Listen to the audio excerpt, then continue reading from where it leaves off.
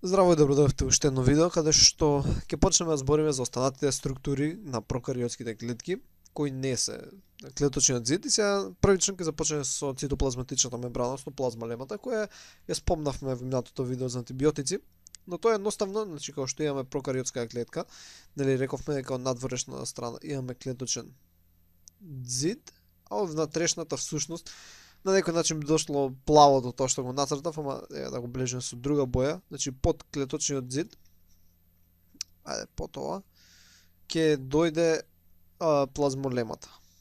Значи под клеточниот зид имаме плазмолема, односно цитоплазматична мембрана.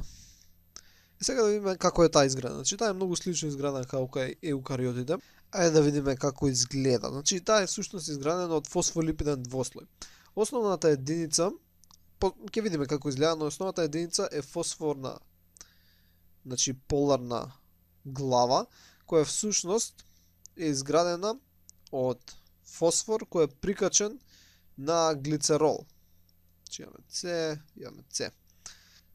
Нема да влегуваме многу во химиската структура, но тоа е основната коградба, ако би можеле да нацртаме. И таа е поларна, односно привлекува вода, значи е хидрофилна. Хидрофилна. Може исто да се каже дека сака вода. Значи водосакачка, значи сака вода. И имаме масни, неполарни опашки, значи ајде да ги направам со не знам, виолетова боја. Значи масни опашки кои всушност се овдека требаше тие да ги ставам. Значи всушност тие се единици од С атоми, значи С, некаде има двојна врска, значи незаситена и така натаму С. И тоа е основната хемиски шаблон, ако гледаме, ако не идеме во многу спецификации, и таа е хидрофобна, значи хидрофобна,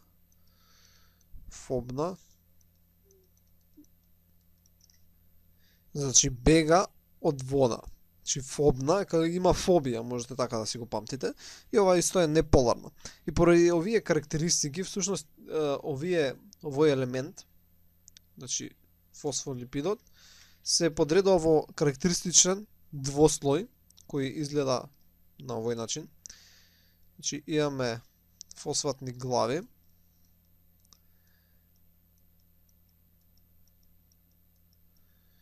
кои измеѓу нив всушност се наоѓаат маснокиселинските опашки. Или ова на микроскоп би изгледало како една темна линија, една светла линија и една темна линија. И на тој начин се подредени што водата, или овдека се наоѓа вода, и од внатрешната страна се наоѓа вода, е во контакт со фосфатните глави кои сакаат вода, а не е во контакт со хидрофобниот дел. Значи тој тука е хидрофобен дел. Сега за разлика од еукариотите, кај прокариотите нема всушност стероли како холестеролот, кои се вметнати внатре во мембраната, значи кај нацртам дека пак поголемо, кај еукариотите помеѓу овие два слоја всушност има стероли како холестеролот кои се вметнати, кои даваат еден вид на флуидност на мембраната и ја прават поригидна, но тоа го нема кај прокариотите, затоа клеточна мембрана е доста помека во однос на еукариотите, освен микоплазмите. Бидејќи тие немаат клеточни зидови, кај нив има стероли. Или микоплазмите рековме дека се малце посебна група.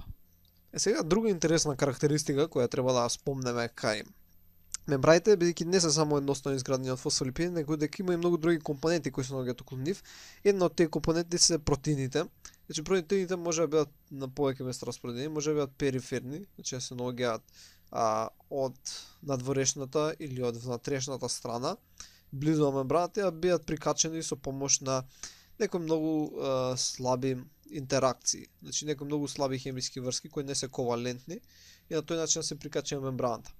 Тие може да бидат интегрални, каде што всушност ќе бидат вметнати внатре во мембраната, значи вметнати внатре во мембраната, и може да имаат на различни функции, да имаат каталитичка, да служат за сврзување со други клетки, да имаат функција да придржуваат, например, некои делови од цитоскелетот, значи тука се врзуваат како подпорници на скеле, или пак да ја држат, да го држат геномот на едно место, бидејќи тој обично е прикачен на цитоплазматична мембрана на вакви протеини. Или пак протеините може да бидат интегрални, ама трансмембрански.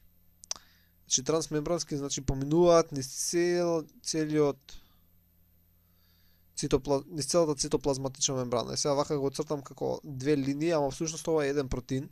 Поентата што сте и в празнина помеѓу нив, бидејќи тој всушност има кружна вака структура, и се оставам празнина помеѓу него за да се карактеризира дека тој има всушност празнина. Значи тој има една дупка низ која поминуваат различни материи. Значи може некои иони да поминат низ него или слично, зависи. Секој има пропустливост за различни материи.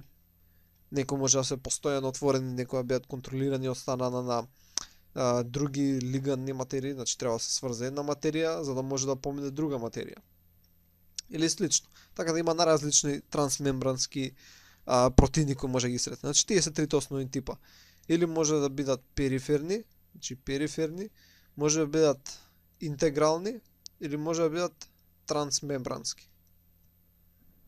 И сега, освен што може да бидат сами по себе како протеини, тие може да се сврзани дали со шекери, ако е сврзан, например со некој шекер, тука ќе нацртаме кој еден шекер, точка тоа ќе биде гликопротеин.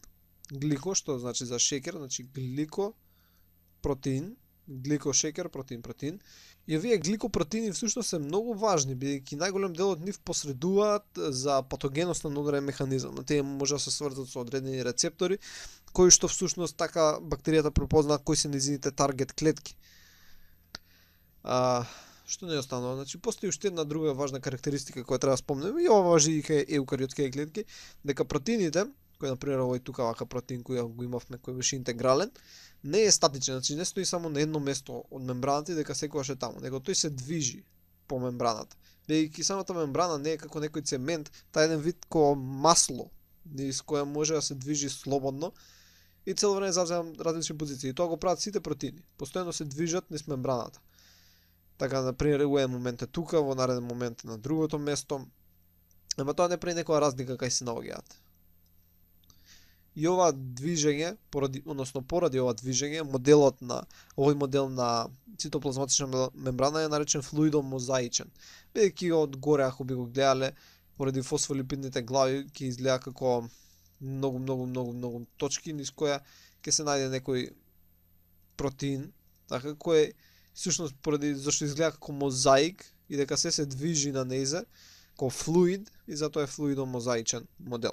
Сега најважната функција која можеме да ја придадеме на мембраната е дека служи како селективна бариера низ која материите влегуваат и излегуваат надвор од клетката, ама она бира до некој степен што влегува и што излегува, бидејќи тоа е важно за одржување на правилен метаболизам и да се одржи бактериската клетка во живот. Сега, обично молекули кои се растворили во липидниот двослој, значи во фосфолипидите, слободно поминуваат и излегуваат надвор, од надвор кон внатре и од внатре кон надвор. Такви се, например, кислород, јаглерод диоксид и некои неполарни органски молекули, значи кислород, јаглерод диоксид и некои помали молекули. Најчесто за солите, кои треба да навлезат во клетката или некои други органски молекули, постојат канали, кои може да бидат затворени, па отворени, да бидат контролирани од различни други субстанции, да бидат АТП-азни, односно да треба АТП да се врзе за да се отвори каналот и слично, но главното е дека тие го регулираат протокот на субстанции внатре и надвор од клетката. Протеините обично не можат да влегуваат, излегуваат, особено во некои случаи кога се испуштаат ензими за да ги разградат, за може да ги внесат. Иначе во општ случај тие се многу големи за да се протнат низ каналот. И сите видеа канали така не се внесуваат во таква форма. Ионите од солите кои доаѓаат обично многу споро поминуваат. Потребни се канали, значи влегуваат преку канали, но некои може да влезат преку самата мембрана, но обично многу споро навлегуваат спрема другите молекули. Плазматичните мембрани исто така се важни за добивање енергија, бидејќи голем дел од бактериите во мембраните имаат катализатори кои забрзуваат одредени хемиски реакции. Значи има од внатрешноста е залепен некој протеин кој забрзува хемиски реакции кои доаѓаат преку него. Значи од X во Y. Исто така продуцираат АТП, зашто кај многу клетки се наоѓаат структури кои се наоѓаат нарекуваат хроматофори, кои служат всушност за фотосинтеза и за продукција на АТП. И од самото ова се забележува дека плазмолемата има прилично важна круцијална улога во животот на бактериска клетка и кај еукариотските клетки, и затоа е доста таргетирана на некој начин индиректно од страна на антибиотици. Обично антибиотиците го напаѓаат, како што зборевме во минатите епизоди, го напаѓаат клеточниот ѕид, кој се наоѓа над плазмолемата, и на тој начин што него го разрушуваат, значи по полека, он како што ќе се разруши, отвара дупки, значи кон плазмолемата, и откако ќе биде откриена на некој начин цитоплазматична мембрана, многу лесно може да се разруши, да се направат дупки, отвори, кои понатаму ќе бидат експлотирани, ќе истече цитоплазмата во надворешната средина, значи цитоплазмата ќе искочи надвор, и со тоа ќе се наруши интегритетот на клетката и ќе умре. Најчести вакви соединенија се како некои алкохоли, кватерни амониумови соединенија.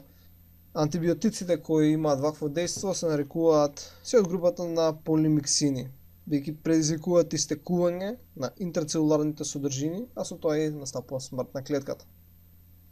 Значи тоа е една важна информација да се запомни, значи антибиотиците кои имаат вакво дејство кои предизвикуваат истекување на интрацелуларната содржина надвор се нарекуваат полимиксини.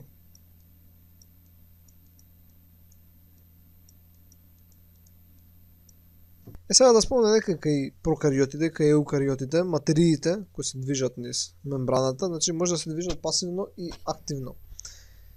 При пасивно движење, бактериите се движат од средина, значи со повисока концентрација, значи овдека кој имаме, еве да речеме 6 топчиња,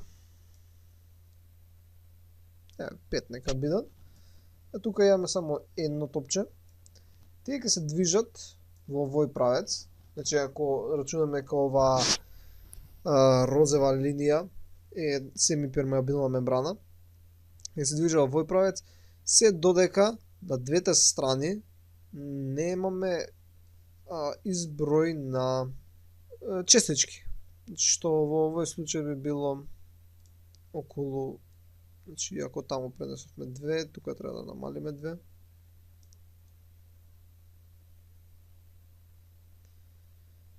И сега е релативно баланс.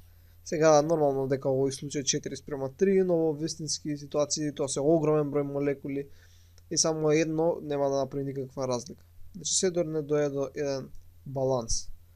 И ова е пасивен трансфер кој што иде спрема, односно иде како концентрацијскиот градиент.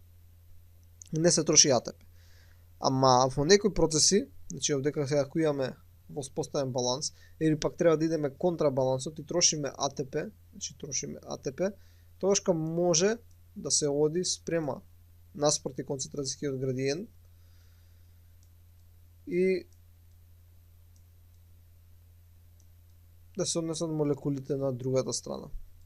Но за тоа да се случи потребно е искористување на АТП или некаков вид на енергија. И сега за пасивните процеси за кои зборевме преска, каде што нема трошење на енергија, имаме три различни вида кои се сепак многу слични. Тоа се дифузија, односно едноставна дифузија, лесната дифузија и осмоза. Сега, едноставната дифузија е всушност неето, односно вкупното движење на материите, како што рековме, на средина со повисока концентрација на материи, односно некои честички, кон средина со пониска концентрација. Сега движењето трае се додека молекулите, односно ионите кои се частичките, не се еднакво распределени. И целта на оваа распределение се постигне состојба наречена еквилибриум, значи да има еднакво од двете страни, односно релативно еднакво. Сега, лесната дифузија е всушност истото, но наместо едноставно ионите, односно дадените честици да поминуваат низ плазматична мембрана, во плазматична мембрана се наоѓаат канали кои се нарекуваат пермеази, кои дозволуваат ова поминување да се случува, но многу поедноставно, значи едноставно се поминуваат полесно и не се троши и во овој случај енергија. Сега некогаш може да бидат пермеази, значи да не се троши енергија, ама за да поминат треба две супстанции да се присутни и да се сврзат на специфичен начин и тоа што ќе биде дозволено премин дадена материја. Сега најголем дел од каналите не се специфични, значи пропуштаат се и се што, но да пример кај еукариотски клетки има доста специфични канали кои не пропуштаат се да помине. Значи само одредени материи. Сега што е на пример со тие материи кои се многу големи, како што во минатото видео ги споменавме протеините, подоставно клетките на бактериите имаат ензими кои ги испуштаат во екстрацелуларниот простор и се нарекуваат екстрацелуларни ензими кои ги разградуваат дадените честици, например во овој случај протеини, ама може да се некои големи шекери и на тој начин може да ги внесуваат. И после може да се кача на одреден транспортер и да ги носат до потребниот регион. И сега последниот начин на пасивен транспорт на материи е осмозата, што е на некој начин истото до сега што го зборевме, само частичките кои го прават тоа се частичките на вода. Значи до сега нели зборевме со некои топчиња кои преминуваат од една страна од друга, но дека истото се случува, но тие топчиња се всушност водата. Значи растворот го прави истото што го прави преска со топчињата. Што ако тоа би го представиле, би изгледало малце различно, кога би го кажа реко дефинициски, бидејќи обично нели иде место кај што има поголема концентрација, кај што има помала концентрација. Повдека кога ќе го кажеш со зборови, звучи како да иде од места кај што има помалку концентрација кон места кој што има повеќе. И на прв поглед звучи малце контрадикторно, но всушност не е тоа така. Значи ако имавме еден сад и сега имаме повторна мембрана и од двете страни имаме вода. Сега може би изгледа дека има исто вода во двата сада, така и во овој случај да има. А сега да речеме дека да пополниме со 3 молекули, кои овие зелени молекули или какви биле честици не поминуваат од другата страна. Значи само водата може да поминува. Иако изгледа дека има исто вода, всушност има помалку вода. Значи ако би го обоилова целото, тука има, значи во овој даден волумен вода, овдека има толку. Значи во десниот сад има повеќе вода него од левиот сад. Значи десниот сад има повеќе вода него од левиот. Бидејќи овдека овие честици зафаќаат простор. Иако изгледа дека горната површина е иста, во десниот сад има повеќе вода. И затоа водата пробува секаде да биде иста. Значи ова да не биде поголемо или помало, него овој тука знак треба да биде еднакво. И сега како тоа го прави? Едноставно водата самата преминува на другата страна. И после некое време, тоа што ќе се случи е дека овдека сега ќе имаме повеќе вода. Значи ќе имаме повеќе вода с големи нивото на вода, а од другата страна пак ќе се намали нивото на вода. Сега ќе речеш, сега тука има помалку вода, овдека има повеќе вода. Но всушност дури сега е избалансирано. Значи сега во двата сада има исто вода. Сега има во двата сада исто вода. Иако левиот сад изгледа како да има повеќе, бидејќи има честици кои се растворени. И затоа викаме дека водата иде од места кај што има помала концентрација, значи помала концентрација, кај што е помала, кон места кај што има поголема концентрација. Значи оди кон места кај што има поголема концентрација. Но тоа кога збориме за концентрација, всушност збориме за концентрациите на дадена некоја супстанца која е растворена во водата. Не збориме за самата вода. Сега има, кога го расчистивме тоа, Може сега да збориме за осмозата која се случува на ниво на клетка. Осмоза е самото движење вода. Осмотски притисок кој се слуша многу често е притисокот потребен, например ако би притискал во левиот сад, да се спречи пренесувањето вода. Значи еднаков е на тој притисок. Сега клетките може да се најдат во три различни раствори. Кога зборам за надворешната средина надвор од клетката, каде што може да бидат хипертонични, хипотонични и изотонични наспрема внатрешноста. Значи ти кога ги кажеш хипертоничен раствор, тоа значи тој е поконцентриран на внатрешноста. Не дека тој самиот е концентриран, да земеше друг поконцентриран од него, тогаш кога првиот раствор би бил хипотоничен. Значи не постои нешто како хипер и хипотоничен, постои само во кога го споредуваш со нешто друго. И сега, значи може да се најде во изо и хипо и хипертоничен. Ако се најде во изотоничен, тоа значи дека концентрацијата е иста од двете страни на клеточниот зид и клеточна мембрана и нема ништо да се случи. Но ако концентрацијата е хипертонична во надворешната средина, тоа кога водата ќе сака да излезе надвор од клетката и при тоа ќе се јави плазмолиза. Ќе се намали цитоплазмата внатре во клетката.